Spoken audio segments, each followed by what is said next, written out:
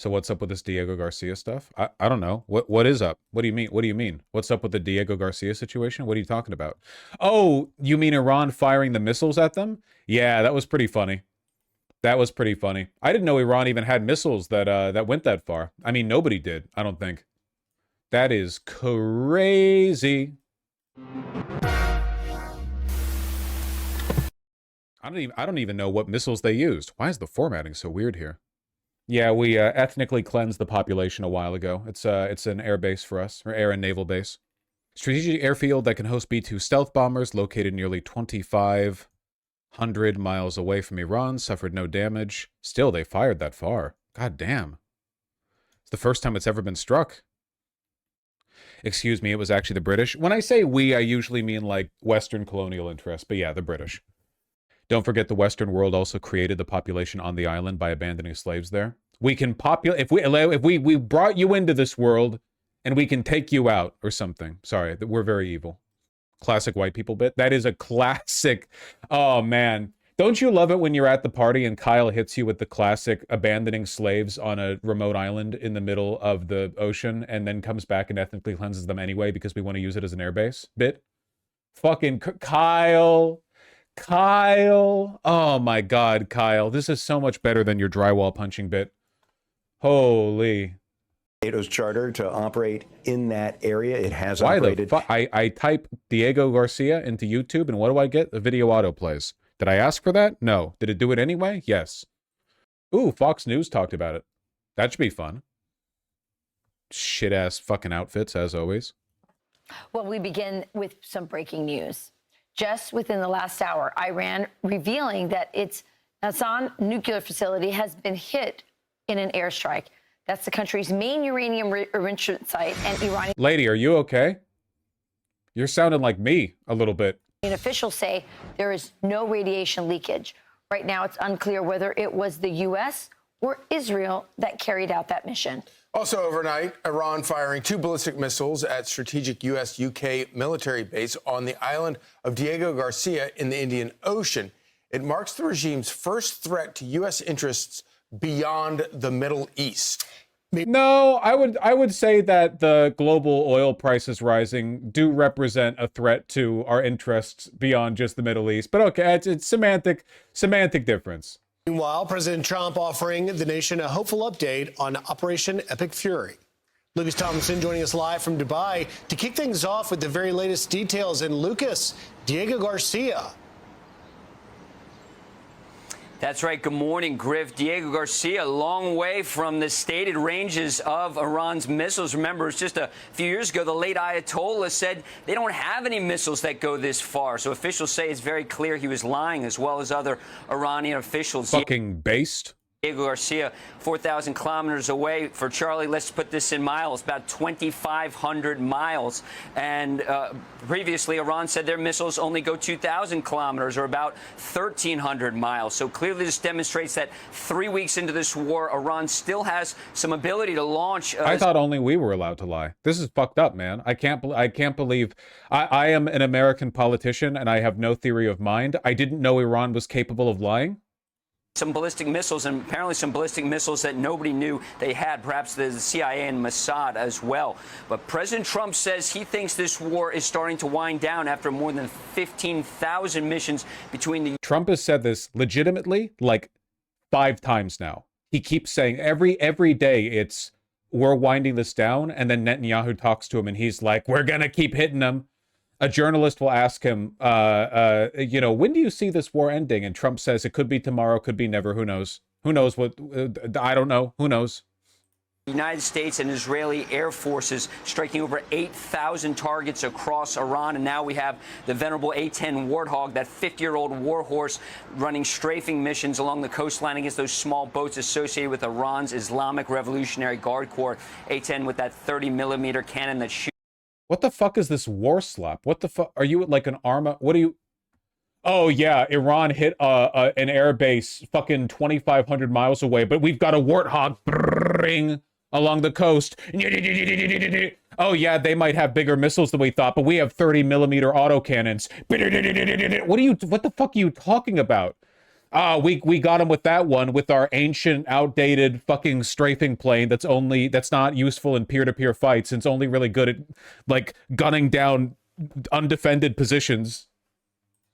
Depleted uranium shells, probably the only uranium the Trump administration wants to see in Iran after those strikes you mentioned on Natanz and the nuclear sites. And recall during Midnight Hammer, those nuclear sites were hit. Officials say this was always going to be part of the latter stages of the war.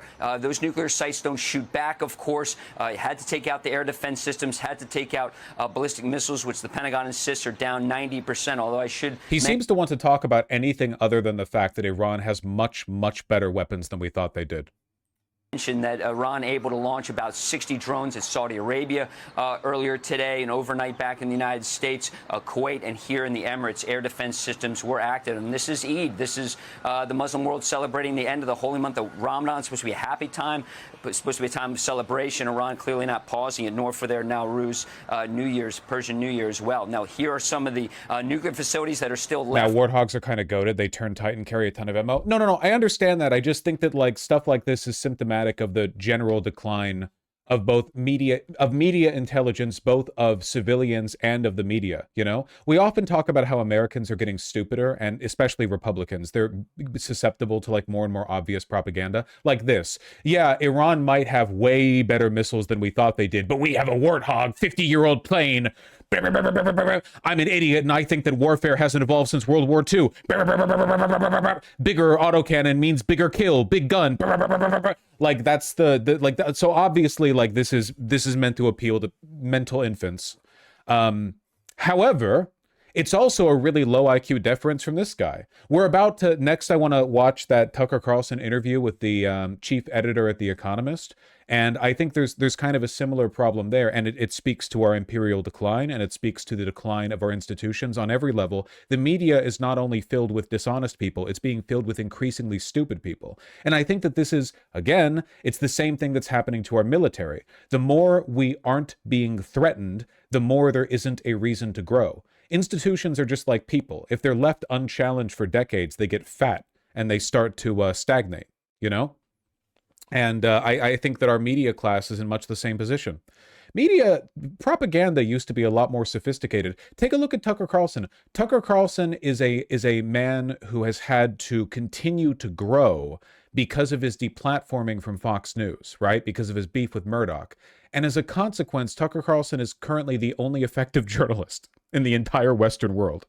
Not because he's sincere, not even because he's especially competent, but just because he's not shockingly incompetent. But all of his contemporaries who have been sitting there at Fox News, people like O'Brien if he was still around, or Beck if he was still around, or Hannity or whatever, these people were or are fat, useless slugs who have allowed their rhetoric to drift, towards a kind of like shared whirlpool of incompetence. Does that make sense? Like in environments where you remain unchallenged, after this segment right now in Fox News, after this guy finishes with this segment, the cameras will turn off, they'll cut to a different bit, and he's going to go to the break room. And nobody back there is going to slap him upside the face and say, "What the fuck are you doing? We're trying to sell the American people on this war. Your response to Iran having longer range missiles than we anticipated is to jerk off over a fucking Warthog autocannon? What are you doing? Are you fucking insane? What, are you stupid?" Nobody's going to do that because there's no quality control back there. There's no incentive to grow because the average Republican voter is a fucking idiot. So why would you? All I'm saying is that it took better propaganda than this to get people on board with the Iraq war. Okay? That's all I'm saying. That's the limit of my memory. But if you go back to Operation Desert Storm or the Vietnam War, I guarantee you the hawkish advocates for the war effort were better interlocutors than they have to be now. And need to be targeted. President Trump also taking a Truth Social on his way to Palm Beach last night, leaving the White House. He thinks the war is coming down to conclusion. At least we have Jon Stewart. No, sorry. Jon Stewart's lost it. He's still part of the regime. Jon Stewart questioning why Iran would strike Gulf state countries was just insane. Like, what an unbelievably stupid fucking thing. He downplayed Trump too. I'm not. He said he didn't want a ceasefire. He's calling Iran obliterated, and he's saying we're getting closer to achieving our objectives, completely degrading Iran's nuclear missile and launch capabilities, destroying Iran's defense industrial base. We heard that at the Pentagon from Secretary Hegseth, General Kane, limiting their Navy and Air Force. And there's also this issue with Kar Island. We have over 2,000 Marines from the Boxer Amphibious Ready Group now deploying from San Diego. Of course, take about a month to get there. The Pacific, pardon the sirens back there.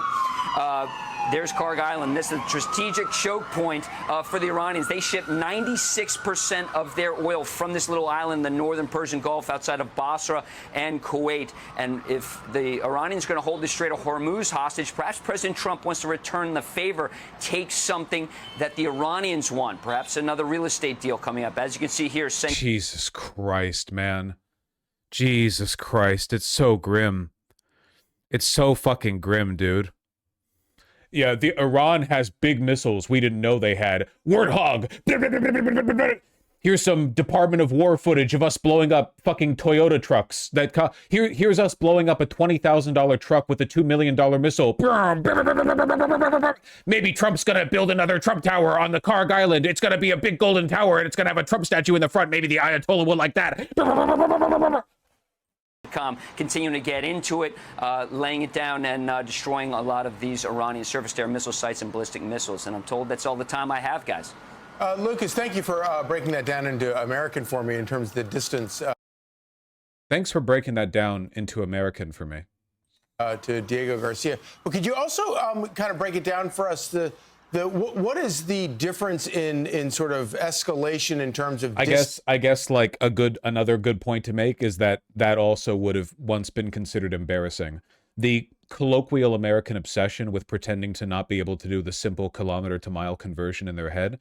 Like, it used to be that even a Republican broadcaster would not, like, indulge in this shared fantasy that it's difficult to do or difficult to understand, you know? But now the ignorance, it's like a vice signal.